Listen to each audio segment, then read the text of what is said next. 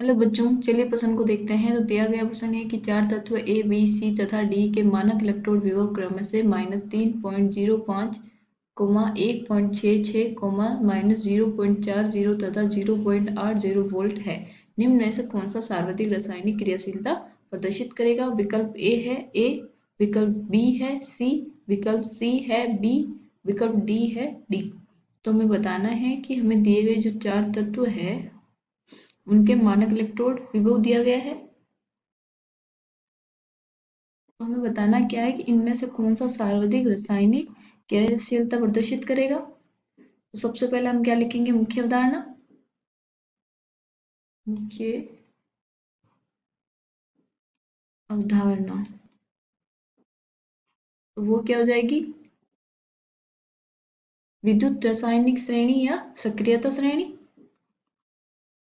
विद्युत रासायनिक श्रेणी या सक्रियता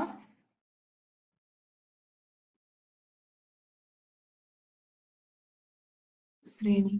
तो हमें पता होना चाहिए कि विद्युत रासायनिक श्रेणी या सक्रियता श्रेणी होती क्या है और इसमें क्या करते हैं। तो चलिए हम देखते हैं। तो सबसे पहला आता है कि सक्रियता श्रेणी होती क्या है। इसमें क्या होता है कि इलेक्ट्रोड को उनके बढ़ते हुए मानक इलेक्ट्रोड विभव के मान के अनुसार के आधार पर क्या करते हैं? व्यवस्थित करते हैं। तो उस श्रेणी को क्या वो कहते हैं? हम सक्रियता श्रेणी। तो हम इसमें क्या करते हैं? इलेक्ट्रोड को उनके बढ़ते हुए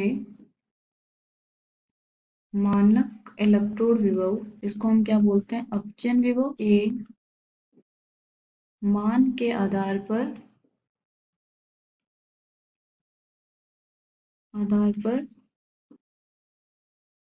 व्यवस्थित करते हैं। तो इसमें क्या होता है कि बढ़ते मान, तो इसका मतलब क्या है? सबसे पहले ऊपर, सबसे ऊपर क्या आएगा? ऋणात्मक मान। फिर क्या आएगा? शून्य। फिर क्या आएगा? धनात्मक। तो ये क्या है? हमारे सक्रियता श्रेणी में सबसे पहले क्या रखेंगे? ऋणात्मक मान, फिर शून्य, फिर धनात्मक मान।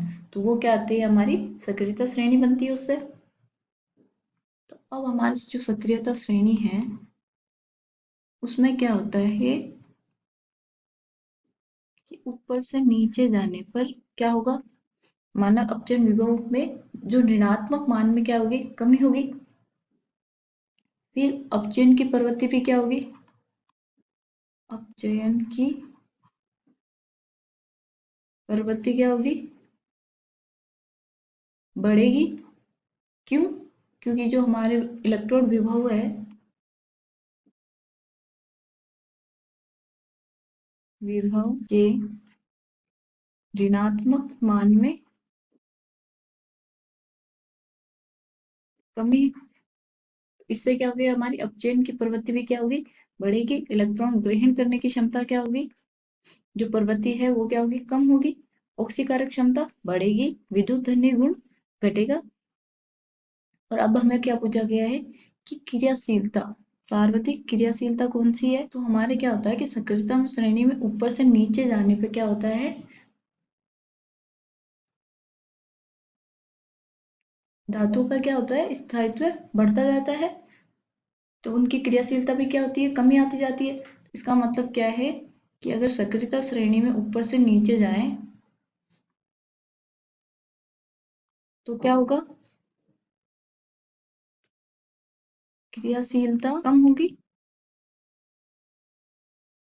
इसका मतलब क्या है? जिसके मान, जिसका इलेक्ट्रोड विभव का मान जितना ऋणात्मक, वो उतना ही ज्यादा क्रियाशील होगा।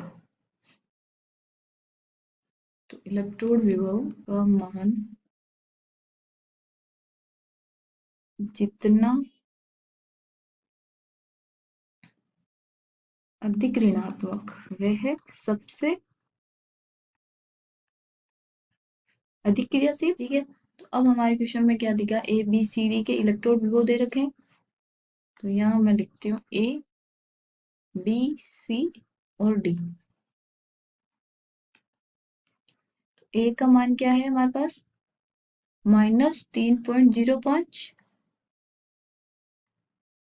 -3.05, बी का 1.66, सी का क्या है -0.4, -0.4, और ये 0.80। तो इसमें हमने बोला जितना ऋणात्मक उतना ज्यादा क्रियाशील। इसका मतलब जो हमारा ए है वो क्या होगा, सबसे अधिक क्रियाशील। अगर इसकी क्रियाशीलता का क्रम लिखूं मैं तो वो क्या होगा, क्रियाशीलता क्रम, तो वो क्या होगा, जिसका सबसे ज्यादा ऋणात्मक मान वो सबसे ज्यादा क्रियाशील। तो ए हमारा क्या होगा, सबसे ज्यादा क्रियाशील। उसके बाद में क्या आएगा, सी -0.4, तो सी। उसके बाद में कौन सा आएगा, अब आते हैं धनात्मक में, जिस सबसे कम मान होगा वो क्या होगा, तो इसका मतलब डी आएगा। फिर क्या आएगा हमारा, बी। तो देखिए यहाँ से क्या हुआ कि ऋणात्मक से किधर गए हम, धनात्मक की ओर बढ़ते क्रम में। तो ये आ गया हमारे पास क्रियाशीलता का क्रम। और अब हम देखते हैं हमारे विकल्प। तो सबसे क्रियाशील हमारा कौन सा है, ए। तो किस विकल्प में हमारा ए दिया गया है, देखिए विकल्प ए में हमारा विकल्प दिया गया ए।